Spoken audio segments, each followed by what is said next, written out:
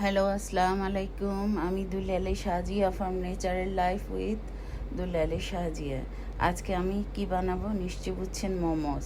এর জন্য আমি নিয়ে নিব 2 কাপ প্লেন ফ্লাওয়ার বা ময়দা আর হাফ কাপ থেকে 1/3 কাপ কর্নফ্লাওয়ার। কর্নফ্লাওয়ারটা আপনাকে অবশ্যই দিতে হবে, না হয় হবে না। এখানে আমি স্বাদ মতো লবণ দিয়ে দিয়েছি এবং গরম পানি নামিয়ে চুলা থেকে সেই গরম পানিটা আমি এটার সাথে মিশিয়ে দিয়েছি। গরম পানি অবশ্যই দিতে হবে, দিয়ে অল্প অল্প করে দিবেন এবং শুকনো অবস্থায় একটু নেড়ে নেবেন। আর আটাটা কিন্তু শুকনাই রাখবেন, একসাথে বেশি পানি দিবেন না। দেখবেন এই শুকনা ডোটাই আপনারা মধ্যে মধ্যে একটা সুন্দর ডোয়ে পরিণত হবে, কারণ গরম পানি একটু আস্তে আস্তে জিনিসটাকে নরম করে ফেলবে। তো বেশি পানি দিয়ে ফেললে এটা বেশি নরম হয়ে যাবে, তখন আটাটা সুন্দরভাবে হবে না। এখানে আমি আমার যতটুকু বানাবো তার জন্য আমি 2 স্লাইস চিকেন ব্রেস্ট নিয়ে নিয়েছি বড়। এরপর ওগুলিকে আমি কেটে ধুয়ে শুকনা করে পানি ঝরিয়ে আমি ব্লেন্ড করে নিচ্ছি কিমা করে। এখন এই কিমার মধ্যে আমি 1 চা চামচ রসুন কুচি, 1 চা চামচ আদা কুচি একদম মিহি করে, আর কাঁচামরিচ কুচি 1 চা চামচ, ধনে পাতা 1 চা চামচ, কুচি করে নেওয়া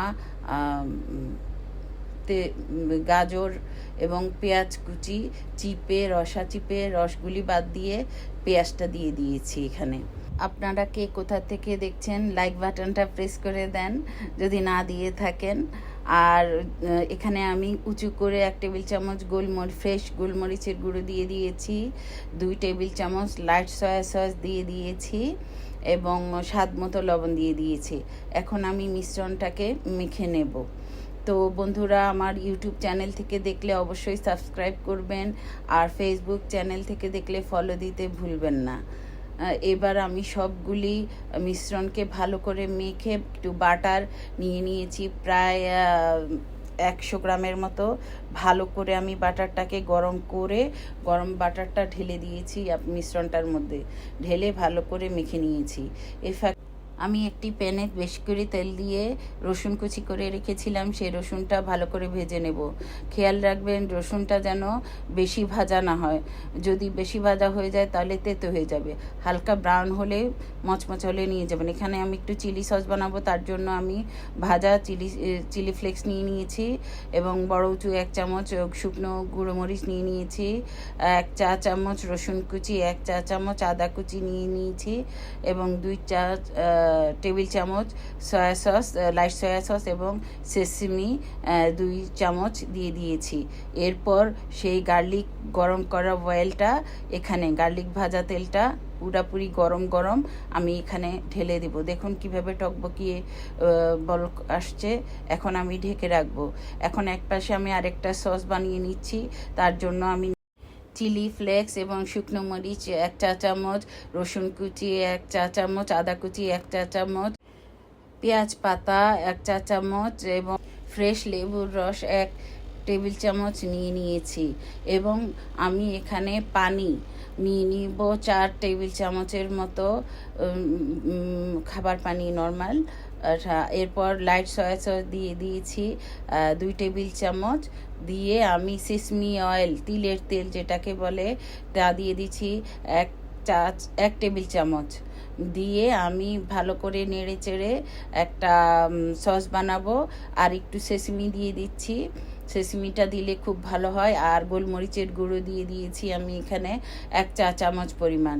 সবগুলি উপকরণ একসাথে দিয়ে আমি ভালো করে মেখে রাখছি এবং একটু গার্লিক অয়েল যে ভাজা ছিল সেখান থেকে একটু তেলও দিয়ে দিয়েছি। তো আমি খাবার সময় এখানে আর একটু কিছু দিতে হবে, সেটা আমি আপনাদের দেখাচ্ছি। এখন আমি ডোগুলি নিয়ে সুন্দর করে মলে রুটি বানিয়ে নিব।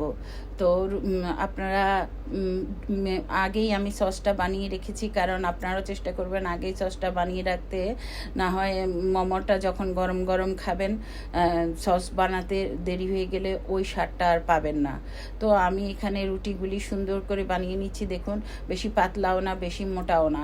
আমি বড় একটা ঢাকনা নিয়ে নিচ্ছি। আপনাদের কাছে গোল এরকম কিছু থাকলে, একটু বড় বা গ্লাসের কোনো ঢাকনা থাকলে বড়, আপনারা এভাবে কেটে গোল করে বানিয়ে নিতে পারেন। আর এখন বিভিন্ন সুপার মার্কেটে এই মোমোস রুটিও কিনতেও পাওয়া যায়, আপনারা চাইলে কিনেও নিতে পারেন।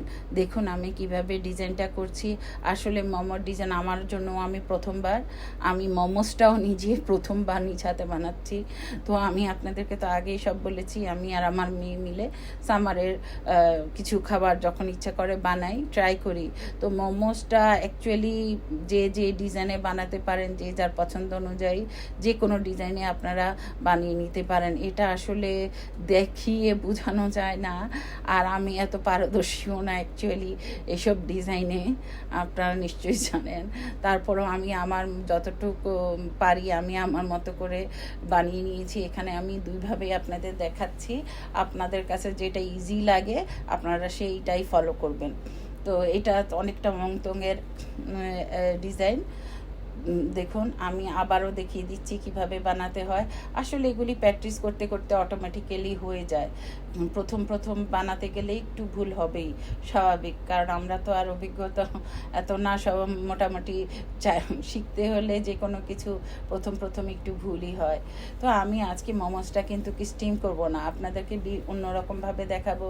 তো বন্ধুরা অবশ্যই আপনারা কেমন হয় বাসায় করে খাবেন, এবং আমাকে লাইক কমেন্টস দিবেন আমার চ্যানেলটাকে, এবং ভালো লাগলে শেয়ার করবেন।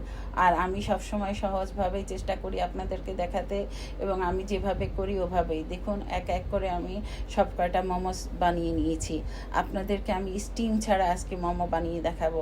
এই মোমোটা একবার খেয়ে দেখবেন কেমন লাগে। আমি এখানে সামান্য একটু বাটার দিয়ে দিচ্ছি।